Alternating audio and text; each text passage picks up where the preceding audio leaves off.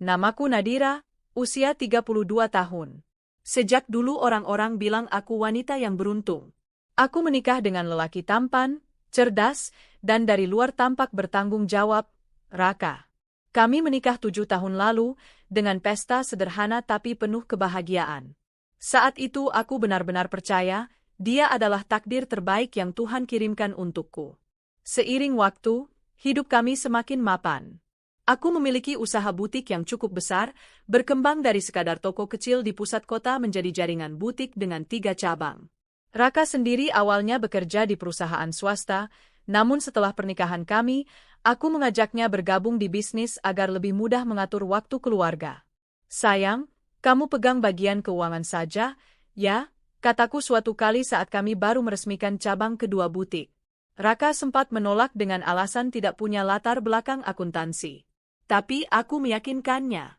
Bukan soal bisa atau tidak. Aku percaya kamu. Lagi pula aku butuh orang yang benar-benar bisa kupercaya untuk memegang akses keuangan. Waktu itu dia tersenyum, menatapku dengan tatapan penuh keyakinan.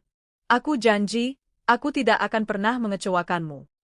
Kalimat itu terus terngiang di kepalaku bahkan bertahun-tahun setelahnya. Aku bodoh, terlalu percaya, terlalu buta oleh cinta. Selain Raka, ada satu orang yang juga sangat berarti bagiku, adikku, Ayu. Usianya 4 tahun lebih muda dariku, 28 tahun, cantik dengan wajah lembut yang sering membuat orang salah mengira dia masih mahasiswa. Ayu tinggal tidak jauh dari rumahku, sering main ke sini, bahkan kadang menginap kalau sedang libur kerja.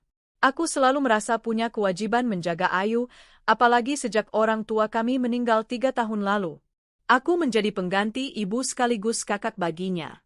Kalau ada apa-apa, kamu jangan segan cerita ke kakak, ya, kataku suatu malam ketika Ayu baru saja putus dari pacarnya.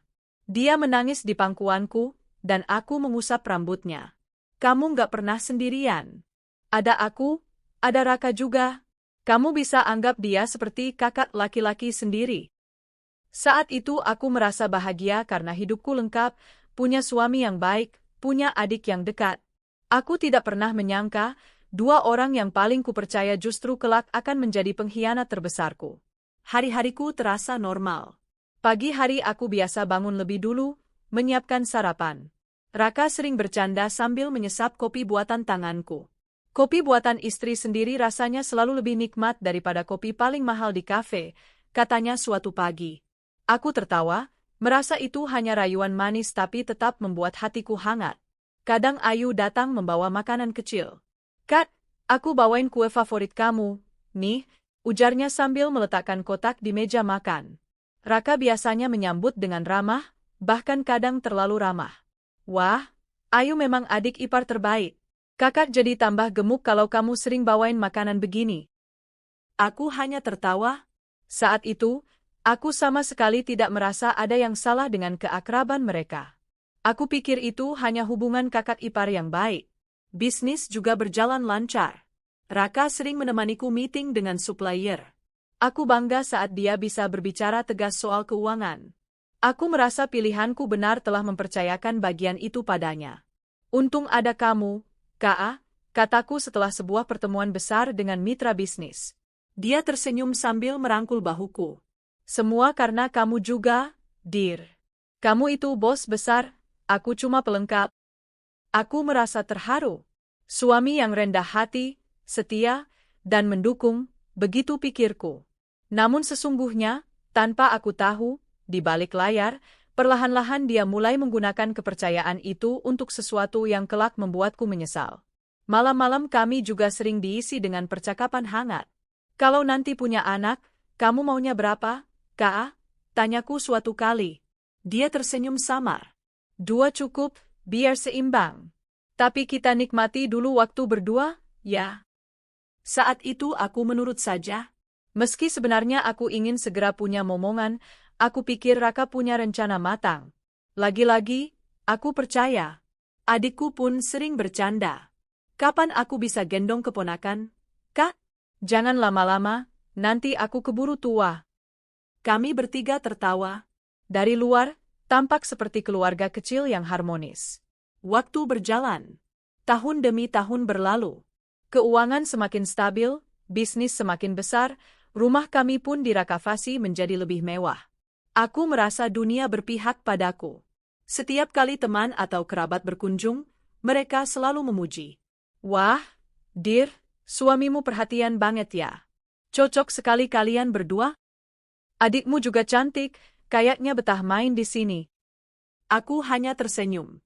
Dalam hatiku, aku benar-benar percaya hidupku sempurna. Tidak ada yang kurang. Aku bahkan sering merasa bersyukur berlebihan.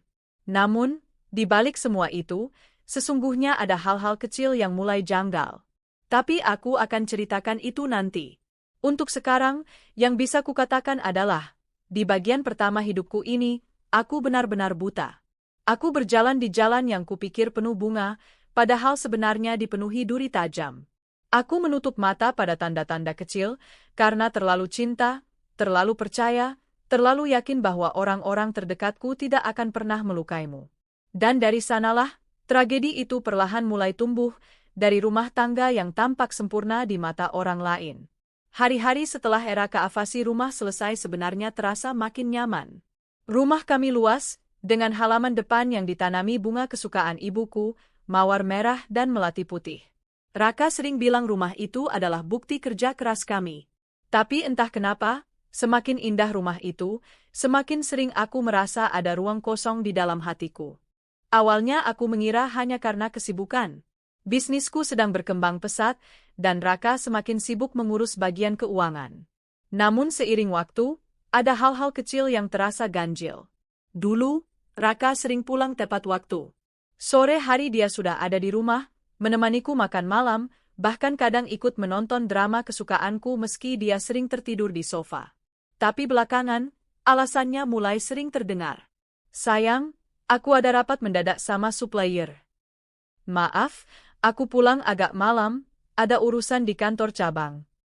Atau, ada laporan keuangan yang harus aku cek ulang, nggak bisa ditunda. Awalnya aku percaya. Aku tahu, pekerjaan bagian keuangan memang tidak bisa asal. Tapi lama-lama, alasan itu jadi terlalu sering. Suatu malam aku menunggu sampai lewat tengah malam. Ponselnya tidak aktif. Aku cemas, takut terjadi apa-apa. Pukul 1 dini hari, baru dia pulang. Aku menunggu di ruang tamu dengan mata sembab. "Kak, kamu dari mana?" "Aku khawatir banget," kataku langsung begitu pintu terbuka. Raka terkejut melihatku masih bangun. Dia tampak lelah, wajahnya berkeringat, tapi bukan seperti orang baru saja dari kantor. "Aku, tadi ada meeting sama klien di luar kota. Pulangnya kemalaman. Maaf ya, aku lupa kasih kabar." Aku diam. Hatiku ingin marah, tapi bibirku keluh. Aku tidak terbiasa mencurigai Raka. Aku hanya mengangguk pelan. "Ya sudah, lain kali kasih kabar, ya. Aku takut ada apa-apa." Dia tersenyum tipis, mendekat, mencium keningku. "Aku janji, Dir." Tapi janji itu lagi-lagi hanya janji. Ayu memang sering main ke rumah sejak dulu. Tapi belakangan, frekuensinya makin meningkat. Hampir setiap hari dia ada di sini. Kadang alasannya sederhana. "Kat, aku bosen di kos, boleh main ke sini?" Atau, "Kat, aku numpang internet ya, sinyal di tempatku lemot." Atau, "Kat, aku bawain makanan." Aku tidak keberatan. Aku senang adikku betah di rumahku. Aku pikir itu bentuk kedekatan keluarga. Namun, aku mulai menyadari hal-hal kecil. Misalnya, saat aku sedang di kamar mandi, aku mendengar suara tawa mereka berdua dari ruang tamu. Tawa yang terlalu renyah, terlalu bebas. Atau saat aku masuk dapur, kulihat Ayu sedang duduk di kursi bar, sementara Raka berdiri dekat sekali dengannya sambil bercanda soal resep masakan. Kat, kamu udah selesai mandi? Kita lagi ngobrolin makanan favorit kamu, loh," kata Ayu sambil tersenyum. Aku tersenyum juga, menepis perasaan aneh yang tiba-tiba muncul. "Oh ya? Wah, hebat sekali kalian bisa akrab begitu." Raka menimpali sambil terkekeh. "Ya iyalah, kan kita satu keluarga sekarang. Harus dekat dong." Aku mencoba ikut tertawa, tapi entah kenapa, di dada terasa ada sesuatu yang mengganjal. Suatu sore, Aku sedang membereskan ruang kerja Raka. Di meja, ada slip transaksi kartu kredit. Angka yang tertera lumayan besar, sekitar 10 juta rupiah, untuk pembayaran di sebuah butik mewah di pusat kota. Aku mengernyit. Sejak kapan Raka belanja baju semahal ini, pikirku. Selama ini dia bukan tipe yang peduli fashion. Saat kutanya, dia hanya menjawab singkat. Itu untuk kebutuhan kantor. Aku belikan jas, supaya kalau meeting tampak lebih profesional. Aku mengangguk, meski dalam hati masih bertanya-tanya. Mengapa butiknya butik wanita? Beberapa hari kemudian, aku menemukan parfum wanita baru di mobil kami. Aromanya manis sekali, bukan parfumku. "Kak, ini parfum siapa?" tanyaku sambil menunjukkannya. Raka tampak kaget sepersekian detik, lalu cepat menjawab. "Oh, itu punya teman kantor. Dia nitip kemarin." Aku lupa balikin. Aku mencoba percaya, tapi hatiku mulai resah. Sahabatku, Rani, sering datang berkunjung. Dia tipe teman yang belak-belakan, selalu bicara apa adanya. Suatu siang, saat kami minum teh di teras, dia berkata pelan, "Dear, aku nggak enak ngomong ini, tapi aku pernah lihat Raka di mall sama perempuan." Jantungku berdegup keras. "Perempuan? Siapa?" Rani menatapku ragu. "Aku nggak yakin, tapi dari belakang mirip sekali sama adikmu." Aku takut salah lihat, jadi aku diam. Aku tertawa hambar, mencoba menepis rasa takut yang tiba-tiba menyeruak. "Mungkin kamu salah lihat, Ran. Ayu sering sama aku kok, jarang ke mall." Rani hanya mengangkat bahu. "Ya, semoga aku salah. Tapi aku cuma nggak mau kamu terluka." Setelah dia pulang, aku duduk lama di kursi teras, menatap kosong. Kalimat itu berputar-putar di kepalaku. Mungkinkah? Tidak, Ayu tidak mungkin begitu. Dia adikku sendiri. Dia tahu betapa aku mencintai Raka. Aku menolak kemungkinan itu. Suatu malam, aku hendak memberikan kejutan pada Raka. Aku tahu dia bilang ada rapat di restoran hotel. Aku ingin datang diam-diam, menyapanya, mungkin membuatnya terharu. Aku datang dengan gaun sederhana, hati berdebar-debar. Tapi ketika sampai, aku tidak melihatnya bersama rekan bisnis.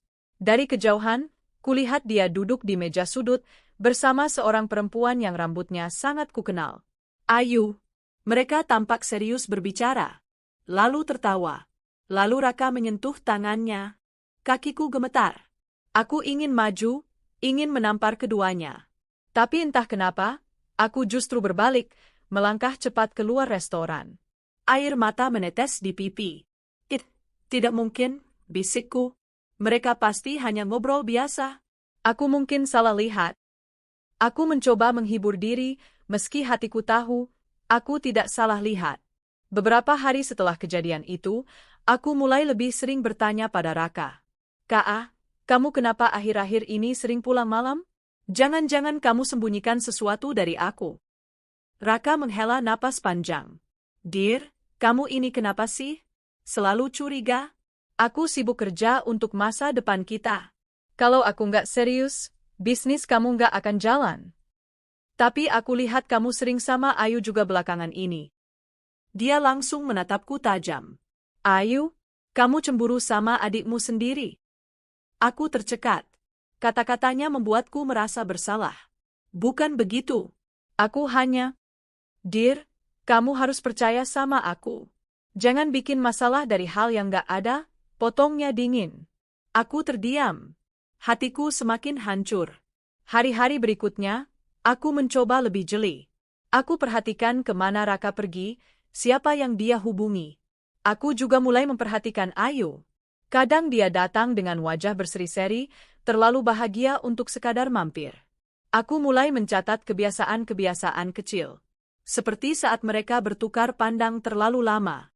Atau ketika aku masuk ruangan, mereka tiba-tiba terdiam. Aku tidak punya bukti nyata. Tapi hatiku mulai menjerit. Ada sesuatu yang mereka sembunyikan. Sesuatu yang besar. Malam itu aku duduk sendirian di balkon, menatap langit yang penuh bintang. Aku menggenggam cangkir teh yang sudah dingin. Ya Tuhan, jangan biarkan aku benar. Jangan biarkan prasangka ini jadi kenyataan, bisikku lirih. Tapi jauh di dalam hatiku, aku tahu badai besar sedang menunggu. Tanda-tanda kecil itu hanyalah permulaan. Dan aku, meski setengah sadar, sebenarnya sedang berjalan menuju kebenaran pahit yang akan merobohkan hidupku. Malam itu, aku duduk di ruang kerjaku yang sepi. Laptop di depanku terbuka, tapi pikiranku melayang kemana-mana. Bisnis sedang berjalan baik, namun hatiku terus dihantui oleh tanda-tanda ganjil dari Raka dan Ayu. Aku ingin percaya bahwa semua hanya prasangka. Namun, terlalu banyak kebetulan. Terlalu banyak hal yang tak masuk akal. Dan malam itu, tanpa kuduga, kebenaran mulai menampakkan wajahnya. Hari itu aku sedang mencari laporan keuangan untuk meeting. Raka biasanya menaruh semua dokumen di laci meja kerjanya. Aku membukanya tanpa curiga. Namun di antara tumpukan berkas, ada satu map berwarna coklat yang berbeda.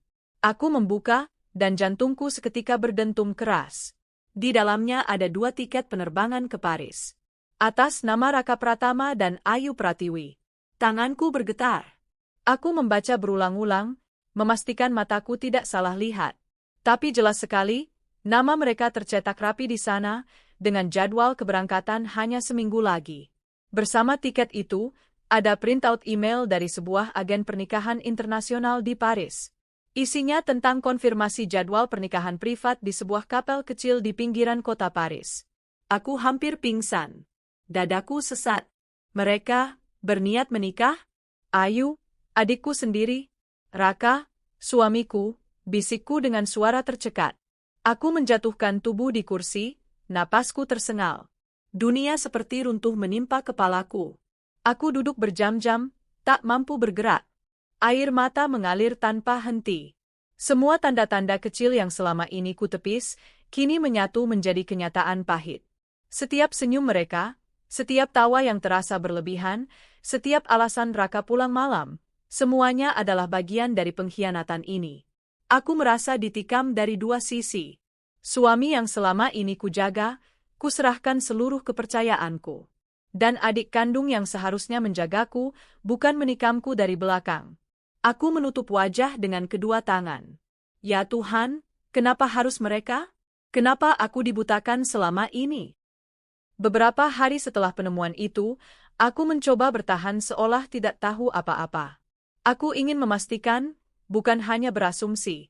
Suatu sore, aku sedang turun dari kamar ke dapur. Aku berhenti di tangga ketika mendengar suara Ayu dan Raka dari ruang tamu. Mereka tidak tahu aku ada di atas. Aku nggak sabar, Mas. Suara Ayu terdengar pelan tapi jelas. Akhirnya kita bisa bebas. Nggak perlu sembunyi-sembunyi lagi. Raka menghela napas, lalu menjawab, iya, sayang. Paris akan jadi awal kita. Semua ini tinggal seminggu. Setelah nikah di sana, kita bisa mulai hidup baru. Dadaku seperti diremas. Aku hampir jatuh dari tangga. Tanganku menutup mulut agar tidak berteriak. Ayu tertawa kecil. Kak Nadira nggak akan curigakan. Raka menjawab enteng, dia terlalu percaya sama aku. Lagi pula, semua akses uang ada di tanganku. Kita bisa pakai semau kita. Aku menggigil mendengarnya. Jadi, selama ini bukan hanya pengkhianatan cinta, tapi juga pengkhianatan harta. Mereka memanfaatkan semua jerih payahku untuk bersenang-senang. Malam itu aku menangis tanpa suara di kamar. Raka pulang larut, langsung tidur di sampingku tanpa rasa bersalah. Aku hanya menatap punggungnya, ingin menjerit, ingin menghujat, tapi bibirku terkunci.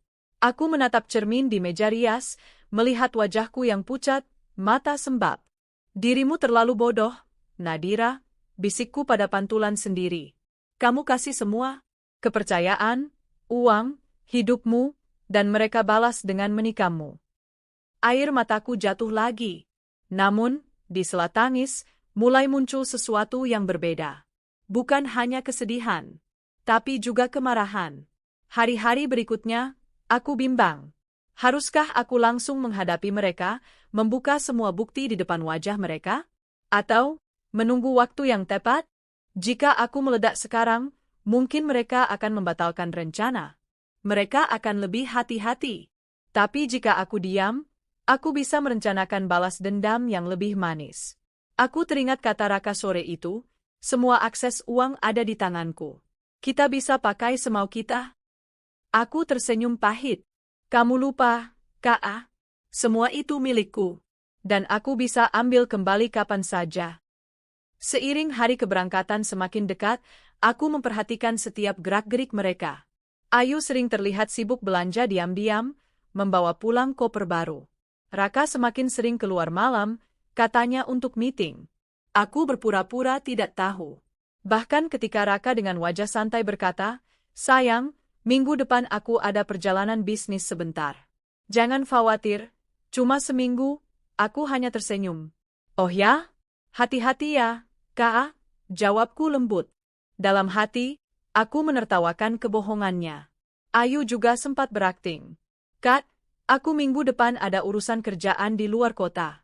Jadi mungkin gak bisa sering main ke sini." Aku menatapnya lama, hampir ingin menampar wajah polosnya. Tapi aku hanya menjawab singkat, "Iya, jaga diri baik-baik." Mereka pikir aku bodoh. Mereka pikir aku masih buta. Padahal aku sudah tahu segalanya. Malam sebelum keberangkatan, aku duduk di meja kerjaku, menatap layar laptop. Aku membuka akun bank, kartu kredit, semua akses keuangan. Tanganku bergetar, tapi mataku dingin. Satu persatu, aku blokir kartu tambahan yang dipakai Raka. Aku ubah semua password rekening. Aku matikan akses pinjaman dan limit kartu kredit. Selesai. Aku bersandar di kursi, menghela napas panjang. Senyum tipis terbit di bibirku. Silakan pergi. Silakan nikmati Paris.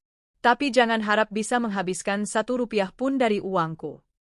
Aku menutup laptop, lalu menatap langit malam dari jendela. "Besok, permainan dimulai," bisikku lirih. Pagi itu, Raka pamit dengan wajah tenang. "Sayang, aku berangkat ya. Doain perjalanan bisnisnya lancar." Aku tersenyum, memeluknya seolah tulus. "Hati-hati, Kak. Jangan lupa kabari." Ayu pun mengirim pesan singkat. "Kak, aku udah di bandara. Nanti cerita kalau udah balik, ya?" Aku hanya membalas dengan emotikon senyum. Begitu mobil Raka melaju meninggalkan rumah, aku duduk di ruang tamu. Hatiku berdegup cepat, tapi bukan karena takut, melainkan karena puas. Mereka pikir akan hidup mewah di Paris dengan uangku. Mereka pikir bisa memulai rumah tangga baru dengan memanfaatkan jerih payahku. Tapi yang menanti mereka hanyalah neraka kecil. Malam itu, aku tidur dengan perasaan aneh. Masih ada luka, masih ada pedih, tapi di balik semua itu, ada api semangat yang membara. Aku tidak akan hanya menjadi korban. Aku tidak akan membiarkan mereka tertawa di atas penderitaanku. Jika mereka berani merampas kebahagiaanku, maka aku akan merampas balik segalanya dari mereka, dimulai dari uang, kenyamanan, dan kebebasan mereka. Aku menutup mata sambil berbisik pada diri sendiri. "Selamat jalan, Raka. Selamat jalan, Ayu. Nikmati Paris, sebelum Paris berubah jadi mimpi buruk bagi kalian." Pagi itu terasa berbeda. Untuk pertama kalinya dalam beberapa tahun terakhir, aku membuka mata tanpa ada rasa takut atau sesak di dada. Tidak ada kewajiban menyiapkan sarapan untuk seorang suami yang kini telah resmi kukeluarkan dari hidupku. Tidak ada drama adik manis yang pura-pura peduli tapi diam-diam menikamku dari belakang. Hanya ada aku, diriku sendiri, dan lembaran baru kehidupan yang mulai kubuka dengan perlahan. Aku menatap jendela apartemen baruku yang sederhana. Matahari pagi menyelinap masuk dengan lembut, menyapa ruang tamu mungil yang masih beraroma cat baru. Apartemen ini tidak semewah rumah besar yang kutinggalkan, tapi setiap sudutnya terasa jujur. Tidak ada bayang-bayang pengkhianatan, tidak ada wajah yang membuatku muak, tidak ada jejak orang yang hanya melihatku sebagai dompet berjalan. Sambil meregangkan badan, aku tersenyum kecil. "Inilah kebebasan," gumamku pelan. Aku berjalan menuju dapur, menyeduh kopi, lalu duduk di kursi dekat jendela sambil menatap kejalanan yang mulai ramai. Tanganku refleks membuka ponsel, melihat ratusan pesan yang tak sempat kubalas. Semuanya dari Raka dan adikku, Ayu. Pesan-pesan beruntun penuh dengan teriakan, ancaman, hingga rayuan murahan. "Sayang, jangan begini, Kita masih bisa bicarakan baik-baik. Kat, aku mohon, jangan putus akses rekeningnya. Kami nggak bisa hidup di sini. Kamu tega banget, mereka bakal usir kami dari hotel. Kat, kalau kamu masih peduli sama aku, tolong kirim uang. Aku janji akan jelasin semuanya. Aku tertawa sinis sambil menyeruput kopi. Peduli? Kalian bahkan sudah menginjak-injak semua rasa peduliku. Aku mengabaikan pesan itu. Rasa puas melihat mereka menderita, tersiksa, bahkan mungkin tidur di jalanan Paris, justru menjadi semacam terapi bagiku. Aku bukan orang yang kejam, tapi balas dendam ini terasa setimpal.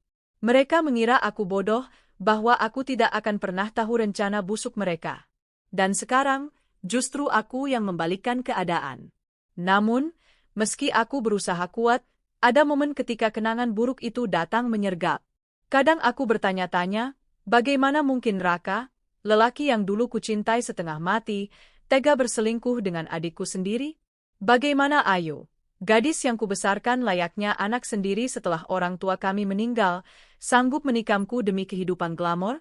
Ingatan tentang wajah mereka di hari-hari terakhir sebelum keberangkatan muncul jelas di benakku. Senyum palsu Raka saat meminta izin untuk perjalanan bisnis. Tatapan penuh rahasia Ayu saat berlagak ingin liburan singkat. Aku yang berpura-pura tidak tahu, menyiapkan koper mereka, bahkan menyelipkan uang tambahan, padahal jauh di lubuk hati aku sudah tahu semua kebenarannya. Aku benar-benar sudah gila waktu itu, aku menggerutu, menekan keningku. Tapi kemudian, aku menenangkan diri. Tidak, bukan gila. Itu strategi. Aku membiarkan mereka melangkah ke lubang yang mereka gali sendiri.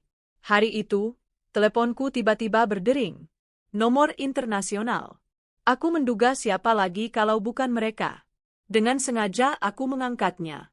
Suara Ayu terdengar lirih di seberang sana. Kak, tolong kami. Aku mohon. Aku diam beberapa detik, membiarkan suara tangisnya memenuhi telingaku. Rasa puas itu muncul lagi. Kalian masih di Paris? Tanyaku datar. Iya, Kak, kami sudah nggak punya tempat tinggal. Hotel usir kami. Uang habis. ATM nggak bisa dipakai. Raka sekarang lagi cari kerja serabutan, tolong, Kak, aku nggak sanggup lagi hidup kayak gini. Aku menarik napas panjang. Lucu ya? Kalian pikir aku dompet berjalan? Setelah menusukku dari belakang, kalian masih berharap aku akan menyelamatkan kalian? Kak, aku menyesal. Aku cinta sama Raka. Aku nggak bisa menahan perasaan ini. Tapi aku juga tetap sayang sama Kakak. Ayu menangis terseduh. Sayang, aku nyaris tertawa keras. Sayang dengan cara menikahi suami kakakmu sendiri? Sayang dengan cara menghabiskan uangku buat bulan madu kalian di Paris? Suara Ayu makin parau. Aku salah, Kak. Aku salah. Tapi jangan biarkan aku sengsara di negeri orang. Aku takut. Aku menatap kopi yang hampir habis, lalu menjawab dingin, kau membuat pilihanmu sendiri, Ayu. Sekarang hadapilah konsekuensinya.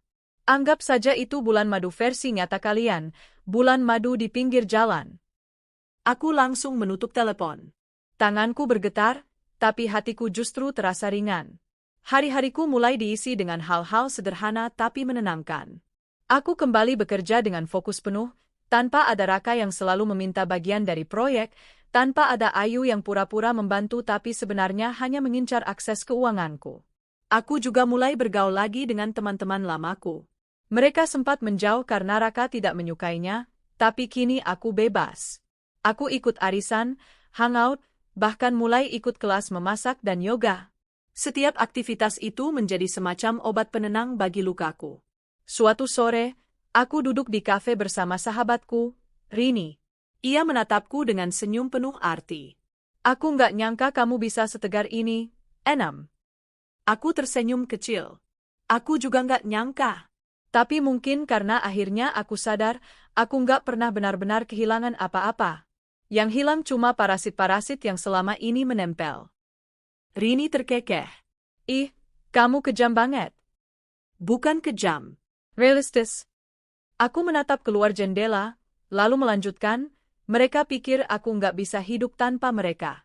Tapi lihat sekarang, Aku justru lebih hidup. Beberapa minggu kemudian, aku mendapat kabar dari seorang kenalan yang bekerja di kantor kedutaan. Ia bercerita bahwa ada pasangan WNI yang terlantar di Paris, mengaku dirampok dan butuh bantuan. Tapi ketika ditelusuri, ternyata mereka adalah Raka dan Ayu. Aku hanya bisa tersenyum sinis mendengar cerita itu. Biarkan saja mereka. Itu urusan mereka. Aku sudah selesai dengan mereka, kataku. Namun, di dalam hati, aku tahu ini baru permulaan. Aku yakin, cepat atau lambat mereka akan mencoba pulang. Dan ketika itu terjadi, aku ingin melihat wajah mereka saat mendapati rumah besar kami sudah kutinggalkan, perusahaan sudah bebas dari tangan Raka, dan aku sudah menjalani kehidupan baruku. Malam itu, aku menulis di buku harianku. Aku menulis tentang perjalanan hidupku, tentang pengkhianatan yang kualami, dan tentang pembalasan yang akhirnya membuatku merasa merdeka. Aku tidak lagi korban, tulisku. Aku adalah pemenang. Aku menutup buku harian itu dengan senyum kecil. Air mata jatuh, tapi kali ini bukan karena sakit, melainkan karena lega. Aku tahu jalanku masih panjang. Luka ini mungkin tidak akan pernah benar-benar hilang, tapi aku sudah tidak lagi terikat pada masa lalu. Esok hari, aku berjanji pada diriku sendiri, aku akan mulai mengejar mimpi-mimpi yang sempat terkubur. Aku akan bangun dari puing-puing pengkhianatan, dan aku akan membuktikan bahwa aku bisa bahagia, meski tanpa mereka. Pesawat dari Paris mendarat di Bandara Soekarno-Hatta pada pagi yang mendung. Di antara kerumunan penumpang yang baru tiba, tampak sepasang wajah yang lusuh, rambut acak-acakan, pakaian kusut, dan mata yang dipenuhi lingkar hitam. Itulah Raka dan Ayu. Mereka bukan lagi pasangan glamor yang berangkat dengan penuh kebanggaan, melambai-lambai sambil pamer tiket business class. Kini, keduanya tampak seperti gelandangan yang kebetulan mendapat tumpangan pulang. Ayu menyeret koper kecil yang sudah robek di sisi sampingnya. Raka hanya membawa ransel tua dengan resleting yang rusak. Di tangan mereka, tidak ada lagi tas belanja mewah dari butik Paris, tidak ada lagi parfum beraroma mahal, hanya ada sisa-sisa pakaian yang mungkin sudah mereka cuci berkali-kali di wastafel umum. Mas, aku malu banget pulang kayak gini, bisik Ayu dengan suara nyaris serak. Raka menghela napas panjang. Kamu pikir aku nggak malu? Tapi kita nggak punya pilihan lain, Din. Lebih baik pulang dengan wajah begini daripada mati kelaparan di sana. Ayu menunduk. Air matanya menetes. Ia ingat bagaimana dulu, sebelum berangkat, ia begitu yakin hidupnya akan berubah jadi dongeng. Menikah di Paris, bulan madu mewah, dan membangun rumah tangga penuh cinta bersama Raka. Namun semua itu hancur hanya dalam hitungan hari setelah akses keuangan mereka terputus. Kini, mereka kembali dengan tangan hampa. Dan yang lebih menyakitkan, mereka kembali dengan status sebagai pengkhianat. Mereka naik taksi menuju rumah besar yang dulu menjadi tempat tinggal bersama. Ayu menatap keluar jendela, hatinya penuh harap. Meski tahu kakaknya sudah pergi, ia berharap masih ada celah, masih ada ruang untuk berbaikan. Namun sesampainya di sana, harapan itu hancur. Gerbang rumah itu terkunci rapat. Papan pengumuman bertuliskan dijual terpampang jelas dengan nomor kontak agen properti. Taman yang dulu terawat kini tampak asing karena sudah digarap orang lain. Ayu ternganga. Mas, ini rumahnya dijual? Raka melangkah mendekat, mengguncang pagar, seolah tidak percaya. Gila, dia beneran ninggalin rumah ini. Seorang tetangga mendekat, menatap mereka dengan tatapan penuh rasa ingin tahu. Kalian toh? Sudah pulang juga? Rumah itu sudah kosong sebulan lebih. Pemiliknya pindah, katanya mau cari tempat baru yang lebih tenang. Kalian ini siapa ya? Mau lihat rumah? Ayu terdiam. Ia menunduk malu, menarik tangan Raka menjauh sebelum tetangga itu semakin banyak bertanya. Di jalanan sepi itu, Ayu akhirnya menangis. Mas, kita bahkan nggak punya tempat tinggal lagi. Raka mengepalkan tangan. Wajahnya merah padam menahan marah. Perempuan itu benar-benar keterlaluan. Setelah semua yang kuberikan, setelah aku menikahinya, dia malah pergi seenaknya, menjual rumah, dan meninggalkan kita begini. Mas, Ayu memegang lengan suaminya. Kamu lupa ya? Kita yang salah. Kita yang ninggalin dia, kita yang khianatin dia.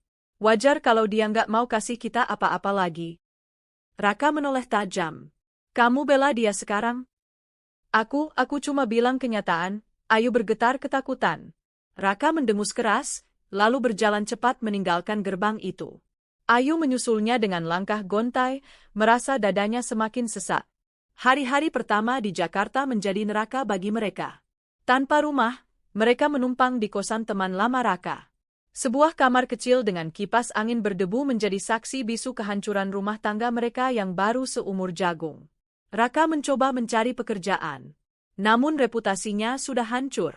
Beberapa perusahaan menolak bahkan sebelum wawancara, karena nama Raka sudah tercatat buruk setelah kasusnya dipecat dari perusahaan milikku tersebar di kalangan bisnis. Ayu pun mencoba mencari kerja. Tapi ia tidak punya pengalaman, selama ini hanya mengandalkan fasilitas dariku. CV-nya kosong. Saat wawancara, ia gugup, tidak bisa menjawab pertanyaan mendasar. Akhirnya, keduanya hanya bisa hidup dari belas kasihan. Uang saku dari teman, pinjaman kecil, hingga makan dari warung murah.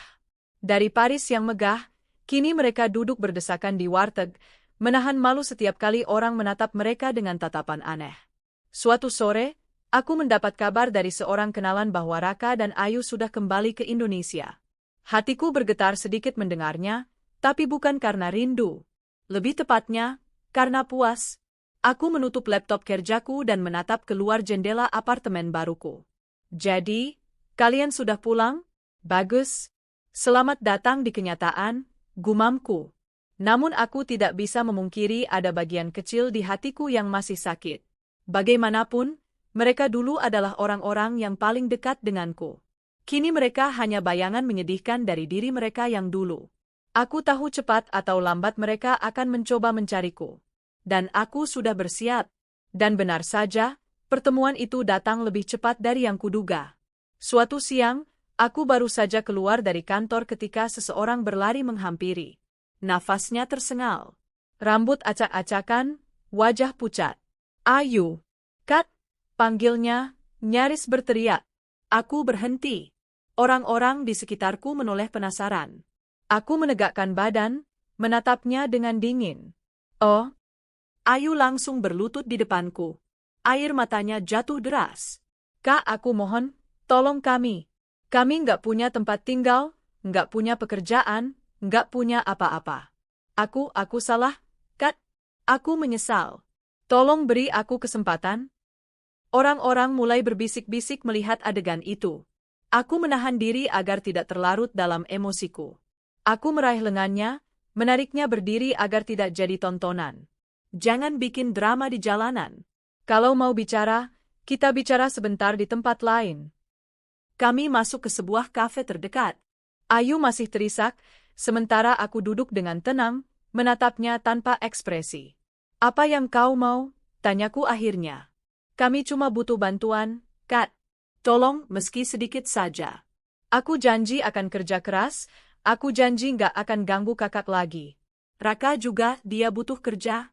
Kami benar-benar terpuruk, Kak? Aku menghela napas panjang. Ayu, kau tahu kenapa aku tega melakukan semua ini? Karena kau bukan hanya merebut suamiku.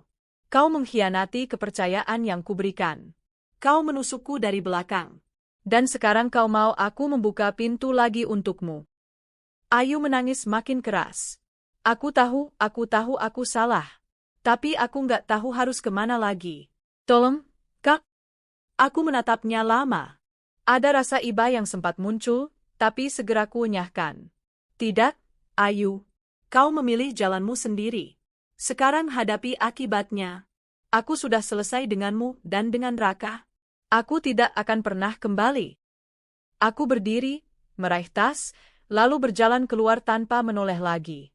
Namun kisahnya tidak berhenti di situ. Malam harinya, ketika aku pulang ke apartemen, seseorang menungguku di depan lobi. Raka. Wajahnya lebih buruk daripada terakhir kali kulihat. Rambut berantakan, janggut tak terurus, mata penuh kemarahan. Nadira, suaranya keras. Kita harus bicara. Aku menegakkan badan. Tentang apa lagi yang mau kau bicarakan, Raka? Tentang bagaimana kau menikahi adikku di belakangku? Tentang bagaimana kau habiskan uangku untuk hidup mewah dengan dia. Raka maju selangkah. Aku memang salah. Tapi jangan berpikir kau lebih baik dariku. Kau pikir kau bisa hidup bahagia setelah meninggalkan aku? Kau pikir kau bisa menghancurkan aku seenaknya? Aku menatapnya tajam. Kau yang menghancurkan dirimu sendiri, Raka. Aku cuma mengambil kembali apa yang seharusnya milikku. Wajah Raka merah padam. Tangannya mengepal, seolah ingin menamparku. Tapi ia menahan diri, menunduk dengan nafas berat. Kau akan menyesal, Nadira. Kau pikir kau bisa buang aku begitu saja? Aku akan pastikan hidupmu nggak akan pernah tenang. Aku hanya tersenyum sinis. Coba saja. Aku masuk ke apartemen, meninggalkannya terdiam di luar. Di dalam lift, dadaku berdebar kencang. Aku tahu Raka bukan tipe orang yang menyerah begitu saja. Ancaman itu bukan sekadar kata-kata. Dan aku harus bersiap menghadapi langkah berikutnya dari mereka. Malam itu, aku duduk di balkon apartemen dengan segelas teh hangat di tangan. Lampu-lampu kota berkelip di kejauhan, menciptakan pemandangan yang menenangkan. Namun, pikiranku sama sekali tidak tenang. Ancaman Raka siang tadi masih terngiang-ngiang di kepalaku. Kau akan menyesal, Nadira. Kau pikir kau bisa buang aku begitu saja? Aku akan pastikan hidupmu nggak akan pernah tenang. Kata-kata itu menusuk. Aku tahu Raka bukan sekadar melontarkan omong kosong. Aku mengenalnya terlalu lama. Sekali ia merasa harga dirinya diinjak, ia akan melakukan apa saja untuk membalas. Aku menarik napas panjang. Kalau itu yang kau mau, Raka, silakan coba. Aku tidak akan gentar. Gangguan itu mulai terasa beberapa hari kemudian. Pagi itu, saat aku tiba di kantor, resepsionis memberitahu ada 2 orang yang sudah menunggu di lobi sejak pagi buta. Saat aku berjalan masuk, aku tertegun. Raka dan Ayu. Ayu terlihat mengenakan pakaian rapi seadanya, meski wajahnya masih kusut. Ia langsung bangkit begitu melihatku. Kak, aku mohon, beri aku kesempatan kerja di perusahaan ini. Aku akan lakukan apa saja. Aku janji nggak akan bikin masalah. Aku menatapnya dingin. Perusahaan ini bukan tempat main-main, Ayu. Kau tidak punya kualifikasi. Dan lagi, aku tidak bisa mempercayai seseorang yang pernah menusukku dari belakang. Kak? Ayu hampir berteriak. Aku adikmu. Aku menghela napas. Justru karena kau adikku, luka yang kau berikan lebih dalam. Maaf, Din. Tidak ada tempat untukmu di sini. Aku melangkah pergi, meninggalkan Ayu menangis terseduh. Tapi aku tahu drama itu hanya awal. Hari berikutnya, aku menemukan berita aneh di media sosial. Ada akun anonim yang menyebarkan gosip bahwa aku adalah istri durhaka yang meninggalkan suami tanpa alasan, lalu menuduh suamiku selingkuh untuk membenarkan tindakanku. Foto-foto lama pernikahanku dengan Raka ikut tersebar, dicampur dengan narasi menyudutkan. Aku tahu siapa dalangnya. Malam harinya, aku menerima pesan dari nomor tak dikenal. Suka lihat reputasimu hancur? Kalau kau tidak mau itu semakin buruk, temui aku. Kita selesaikan ini dengan cara baik-baik. Aku tersenyum miring. Cerdas juga kau, Raka. Tapi kau salah kalau pikir aku akan tunduk. Aku tidak membalas pesan itu. Sebaliknya, aku langsung menghubungi seorang pengacara dan juga teman lamaku yang bekerja di bidang keamanan siber. Aku tidak akan membiarkan fitnah itu menyebar tanpa balasan. Seminggu kemudian, akun anonim itu berhasil dilacak. Benar saja, asalnya dari warnet dekat kosan tempat Raka dan Ayu menumpang. Aku mengajukan laporan ke polisi dengan bukti yang ada. Tidak butuh waktu lama, polisi mendatangi kosan itu untuk memanggil Raka. Namun, alih-alih gentar, ia semakin marah. Suatu malam, ketika aku pulang larut dari kantor, aku mendapati pintu apartemenku penuh dengan coretan cat merah, perempuan kejam, durhaka, tidak tahu diri. Tetanggaku sudah heboh, beberapa bahkan menatapku dengan tatapan penuh gosip. Aku tahu hanya satu orang yang bisa melakukan ini. Aku memanggil petugas keamanan, membersihkan semuanya, dan kembali tenang. Tapi dalam hati aku mulai merasa lelah. Kenapa mereka nggak berhenti juga? Apa mereka benar-benar tidak punya rasa malu? Namun aku sadar, ini justru yang mereka mau. Mereka ingin aku goyah. Mereka ingin aku kehilangan kendali. Dan aku tidak akan memberi mereka kepuasan itu. Beberapa hari setelah kejadian itu, Ayu kembali mendatangiku. Kali ini sendirian, wajahnya bengkak, pipinya memar. Aku terkejut melihat kondisinya.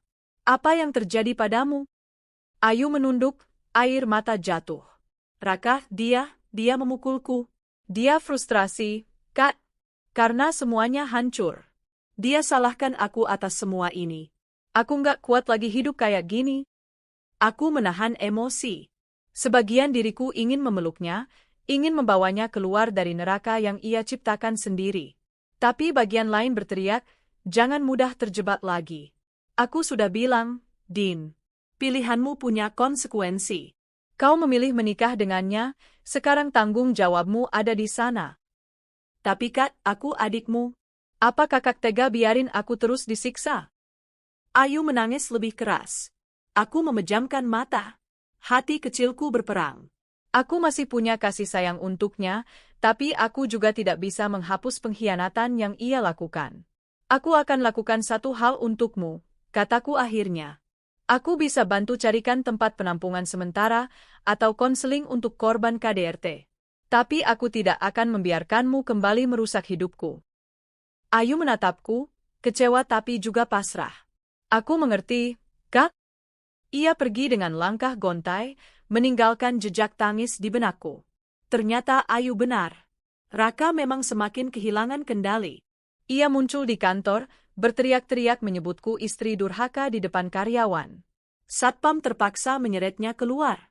Ia juga berkali-kali menguntitku pulang, menggedor pintu apartemen, hingga tetangga mulai resah. Aku mengajukan larangan mendekat melalui jalur hukum, tapi Raka selalu punya cara untuk menghindarinya. Suatu malam, aku pulang dan menemukan seekor kucing mati tergeletak di depan pintu apartemenku. Perutnya sobek, darahnya berceceran. Di sampingnya ada kertas bertuliskan, kalau kau terus keras kepala, giliranmu yang jadi begini. Aku gemetar. Tanganku bergetar saat mengangkat telepon untuk menghubungi polisi. Ini bukan lagi sekadar dendam, ini sudah ancaman nyata. Meski ketakutan, aku tahu aku tidak boleh kalah. Aku memperkuat keamanan apartemen, memasang CCTV tambahan, dan selalu ditemani bodyguard setiap kali pulang malam. Aku juga mempercepat proses hukum. Pengacara membantuku menyiapkan semua bukti, fitnah di media sosial, coretan di pintu, ancaman lewat surat, hingga penguntitan. Raka pikir aku akan goyah. Tapi justru dari titik ini aku semakin yakin, aku tidak akan pernah membiarkan mereka menang. Hari yang kutunggu akhirnya tiba. Sidang pertama untuk kasus pencemaran nama baik dan ancaman terhadapku digelar. Raka datang dengan wajah penuh kebencian. Ayu duduk di kursi pengunjung, terlihat lebih kurus dari terakhir kali. Aku duduk tegak bersama pengacaraku. Aku tidak gentar. Hakim membuka sidang, dan bukti-bukti mulai diajukan. Foto coretan, rekaman CCTV, tangkapan layar pesan ancaman, hingga hasil pelacakan akun anonim. Semua mengarah pada Raka. Ia berusaha menyangkal, tapi suaranya bergetar. Ayu menunduk, tidak berani menatapku. Di momen itu, aku sadar, aku sudah berada di jalur kemenangan. Mereka yang dulu menginjakku kini hanya bisa duduk di kursi terdakwa, dilihat banyak orang sebagai pelaku, bukan korban. Dan aku akhirnya merasa benar-benar bebas. Angin sore itu berembus lembut melalui jendela besar apartemen baruku. Matahari perlahan mulai tenggelam, meninggalkan semburat jingga keemasan di langit yang begitu menenangkan hati.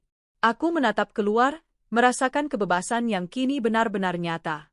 Setelah semua badai yang menimpa, aku akhirnya bisa berdiri tegak tanpa bayang-bayang pengkhianatan, tanpa beban masa lalu yang terus menghantui. Sudah hampir 3 bulan sejak aku benar-benar menutup semua akses bagi Raka dan Ayu kehidupan mereka di Paris, dari laporan yang aku terima dari kenalan di sana, semakin mengenaskan. Mereka yang dulu terbiasa hidup mewah dengan uangku, kini harus berjibaku demi sekadar bertahan hidup. Dari apartemen elit yang pernah mereka tinggali dengan seenaknya, mereka turun ke jalanan, bergabung dengan para gelandangan yang tidur beralaskan karton. Kadang aku masih bertanya-tanya, apakah mereka pernah menyesal? Apakah Raka pernah merenung tentang keputusannya menikahi adikku sendiri demi kesenangan sesaat? Apakah Ayu pernah merasa hancur melihat wajah kakaknya sendiri dalam mimpi, wajah yang dulu ia hianati demi uang dan pria yang salah? Tapi semakin aku memikirkannya, semakin aku sadar, jawaban dari semua itu sudah tak lagi penting. Mereka bukan bagian dari hidupku lagi.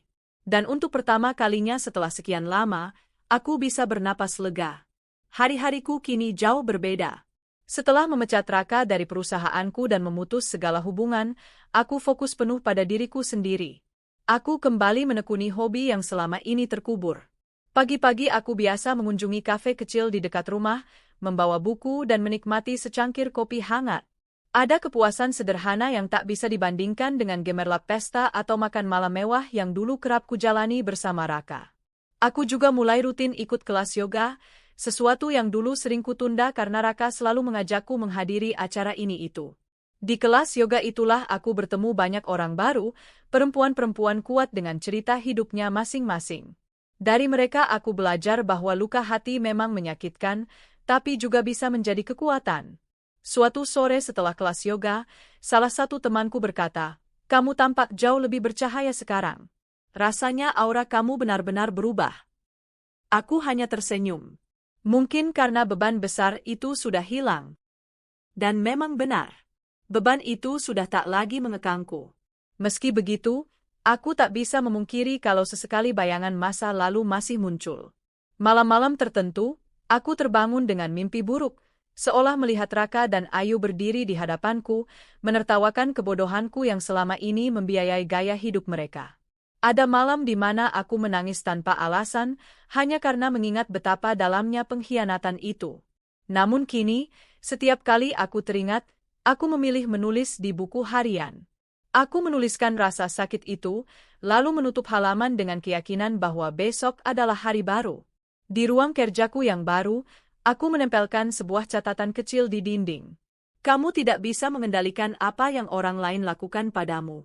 Tapi kamu bisa memilih bagaimana kamu menanggapinya. Kalimat itu menjadi pegangan kuatku. Raka dan Dira kini benar-benar jatuh miskin. Mereka diusir dari tempat penampungan karena tidak mampu membayar biaya kecil sekalipun. Banyak orang yang dulu mereka kenal sudah menutup pintu. Raka dan Ayu tampak kehilangan arah. Aku pikir kamu perlu tahu, walaupun mungkin kamu sudah tidak peduli lagi. Aku terdiam lama, ada bagian dari diriku yang merasa puas. Karma bekerja dengan caranya sendiri. Namun ada pula bagian kecil dari hatiku yang merasa iba, meski sangat samar. Aku menutup laptop dan berkata dalam hati, itu bukan urusanku lagi. Aku pindah ke rumah baru, sebuah tempat yang lebih kecil tapi jauh lebih hangat. Tidak ada kenangan Raka di sana, tidak ada jejak Ayu. Semua serba baru, seperti lembaran kosong yang siap kutulis ulang. Setiap sudut rumah kuatur sesuai dengan keinginanku, tanpa kompromi. Ruang tamu kuisi dengan tanaman hijau, ruang kerjaku penuh dengan buku dan lampu hangat, dapurku selalu harum dengan aroma kopi atau roti panggang. Rasanya rumah ini benar-benar mencerminkan aku, ucapku suatu sore sambil menatap sekeliling. Tidak ada lagi yang mengekangku. Tidak ada lagi yang diam-diam menggerogoti hasil kerja keras yang kubangun. Suatu hari, saat menghadiri seminar bisnis, aku bertemu dengan seorang pria bernama Arka. Ia seorang pengusaha muda yang juga pernah mengalami kegagalan besar dalam hidupnya. Kami berbincang cukup lama, bukan hanya soal bisnis, tapi juga tentang perjalanan hidup. Aku pernah dikhianati partner bisnisku sendiri, katanya. Rasanya seperti dunia runtuh. Tapi ternyata, itu justru titik balikku. Aku mengangguk. Aku mengerti. Rasanya seperti semua yang kamu percaya dirampas begitu saja.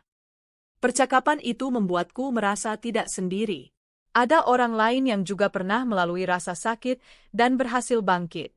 Aku tidak tahu apakah pertemuanku dengan Arka akan berlanjut lebih jauh atau tidak. Namun aku tahu, hidup selalu memberi kejutan. Malam itu, aku duduk di balkon rumahku, menatap langit berbintang. Untuk pertama kalinya setelah sekian lama, aku merasa benar-benar damai. Tidak ada lagi dendam yang menguasai, tidak ada lagi penyesalan yang membebani. Aku berbisik pada diriku sendiri, aku sudah melepaskan semuanya. Raka dan Ayu bukan urusanku lagi. Hidupku kini hanya milikku. Dan dengan keyakinan itu, aku menutup buku lama dan membuka halaman baru. Bagian hidup yang penuh pengkhianatan itu kini tinggal cerita. Aku tidak tahu bagaimana akhir nasib Raka dan Ayu lagi, yang jelas, aku kini hidup untuk diriku sendiri. Hidupku lebih sederhana, lebih jujur, dan lebih membahagiakan. Aku tersenyum kecil sebelum menutup mata malam itu. Karena aku tahu, akhirnya aku menang, bukan karena mereka kalah, tapi karena aku berhasil berdiri lagi. Langkah-langkahku bergema lembut di lantai marmer galeri seni kecil di pusat kota sore itu. Suasana tenang, hanya beberapa orang yang mondar-mandir, menikmati lukisan-lukisan yang terpajang. Aku berdiri lama di depan sebuah lukisan abstrak yang penuh dengan guratan warna hitam dan merah. Aku tertegun, seolah lukisan itu adalah cermin kehidupanku beberapa waktu lalu, penuh luka, penuh amarah, penuh pengkhianatan. Namun di sudut lukisan itu, ada semburat putih yang tipis, hampir tak terlihat, tapi memberikan kesan harapan. Aku tersenyum lirih. Itu aku dulu, bisikku pelan. Gelap, penuh luka, tapi akhirnya ada cahaya yang datang. Sudah hampir setahun berlalu sejak aku memutus semua hubungan dengan Raka dan Ayu. Waktu ternyata benar-benar penyembuh. Luka yang dulu menganga kini berangsur-angsur mengering. Bekasnya mungkin tetap ada, tapi aku sudah tidak lagi tersiksa olehnya. Hidupku kini jauh lebih damai. Aku tidak lagi dikelilingi orang-orang yang hanya ingin memanfaatkan. Lingkunganku lebih kecil, tapi lebih tulus. Aku punya sahabat-sahabat baru dari kelas yoga, dari komunitas bisnis kecil yang aku dirikan, bahkan dari tetangga sekitar rumah baruku yang sederhana tapi hangat. Setiap pagi aku bangun tanpa beban. Tidak ada lagi rasa curiga, tidak ada lagi rasa takut kehilangan uang karena seseorang diam-diam menguras rekeningku. Aku membuat sarapan sederhana, lalu menikmati secangkir kopi sambil menatap matahari terbit dari balkon. Sederhana, tapi membahagiakan. Kadang aku berpikir, mungkin inilah arti kebahagiaan yang sesungguhnya. Bukan pesta, bukan liburan mewah, bukan berlian atau gaun mahal. Tapi ketenangan. Suatu sore, aku menerima sebuah amplop di kotak pos rumahku. Tidak ada nama pengirim, hanya perangko luar negeri. Aku membukanya dengan rasa penasaran. Di dalamnya ada selembar kertas kusut dengan tulisan tangan yang aku kenal. Raka. Aku tahu aku tidak pantas menulis ini. Hidupku hancur. Aku kehilangan semuanya. Aku hanya ingin bilang, maaf, aku salah memilih. Aku salah mengkhianatimu. Aku menyesal. Aku tahu kata-kata ini tidak ada artinya, tapi aku tidak bisa lagi berpura-pura kuat. Kami benar-benar terpuruk di sini. Jika kamu masih punya sedikit rasa iba, tolong bantu kami pulang. Tanganku bergetar saat membaca surat itu. Ada campuran rasa marah, iba, dan jijik. Aku duduk lama, menatap surat itu tanpa tahu harus berbuat apa. Lalu aku tertawa kecil, getir tapi juga lega. Akhirnya kamu sadar, Raka, kataku pelan. Tapi maaf, aku sudah tidak ada lagi di tempat yang bisa kamu manfaatkan. Aku merobek surat itu menjadi beberapa bagian, lalu membuangnya ke tempat sampah. Hatiku tidak bergetar lagi. Itu tandanya aku benar-benar sudah sembuh. Meski Raka pernah mengkhianatiku, luka paling dalam tetap berasal dari Ayu, adikku sendiri. Betrayal dari keluarga terasa jauh lebih menusuk. Kadang aku masih teringat wajahnya saat kecil, saat kami bermain bersama di halaman rumah orang tua kami. Aku yang selalu melindunginya, aku yang selalu menuruti permintaannya. Kini aku berusaha melupakan sakit itu. Aku memilih untuk fokus pada diriku sendiri. Setelah melepaskan Raka dan Ayu, aku mencurahkan energi untuk membangun bisnis baru. Aku ingin sesuatu yang benar-benar mencerminkan siapa diriku, bukan sekadar perusahaan yang dulu lebih banyak dikelola Raka. Aku mendirikan sebuah yayasan kecil yang fokus pada pemberdayaan perempuan yang pernah mengalami pengkhianatan dan kekerasan finansial. Aku tahu betapa sulitnya berdiri kembali setelah dikhianati. Aku ingin menjadi tempat mereka menemukan kekuatan. Di kantor yayasan yang mungil tapi hangat, aku sering duduk mendengarkan cerita para perempuan itu. Ada yang ditipu suami, ada yang ditinggalkan dalam keadaan bangkrut, ada yang mengalami kekerasan. Setiap kali mereka menangis, aku berkata, kamu bisa bangkit.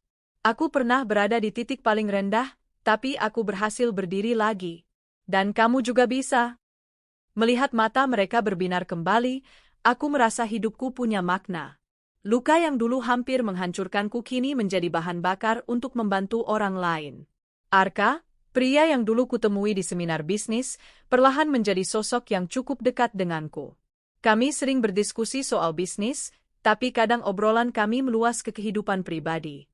Aku lihat kamu semakin bahagia, katanya suatu sore saat kami duduk di kafe. Aku tersenyum. Bahagia itu sederhana, ternyata. Tidak perlu hal-hal besar. Yang penting hati tenang. Arka mengangguk. Aku juga belajar hal yang sama. Setelah jatuh, aku tahu siapa yang benar-benar tulus di sekitarku. Ada kehangatan dalam percakapan itu. Aku tidak tahu apakah hubungan kami akan berkembang lebih jauh. Tapi untuk saat ini, aku hanya ingin menikmati kebersamaan yang jujur, tanpa paksaan, tanpa pura-pura. Beberapa bulan kemudian, aku pergi ke pantai seorang diri. Duduk di pasir putih, menatap ombak yang datang silih berganti. Aku menutup mata, mendengarkan suara alam yang menenangkan. Dalam hatiku, aku berbicara pada diriku yang dulu, diriku yang rapuh, yang bodoh, yang begitu percaya pada orang yang salah. Terima kasih sudah bertahan. Kalau bukan karena rasa sakit itu, aku tidak akan menjadi sekuat sekarang. Aku memaafkanmu, diriku sendiri. Aku juga memaafkan Raka dan Ayu bukan karena mereka pantas dimaafkan, tapi karena aku ingin benar-benar bebas. Air mata jatuh, tapi kali ini bukan karena luka, melainkan karena kelegaan yang begitu dalam. Aku bangkit, menatap Cakrawala, lalu berbisik, aku siap menjalani hidupku yang baru. Kini, setiap hari adalah hadiah. Aku tidak lagi hidup dalam bayang-bayang siapapun. Aku yang menentukan arahku, aku yang memilih dengan siapa aku berbagi hidup. Raka dan Ayu mungkin masih terjebak dalam penderitaan mereka. Mungkin suatu saat mereka akan pulang dalam keadaan hancur. Tapi jika hari itu tiba, aku tidak lagi peduli. Hidupku tidak punya ruang untuk mereka. Aku bukan lagi perempuan yang lemah dan mudah dibodohi. Aku bukan lagi sumber uang yang bisa dimanfaatkan. Aku adalah aku, kuat, mandiri, bebas.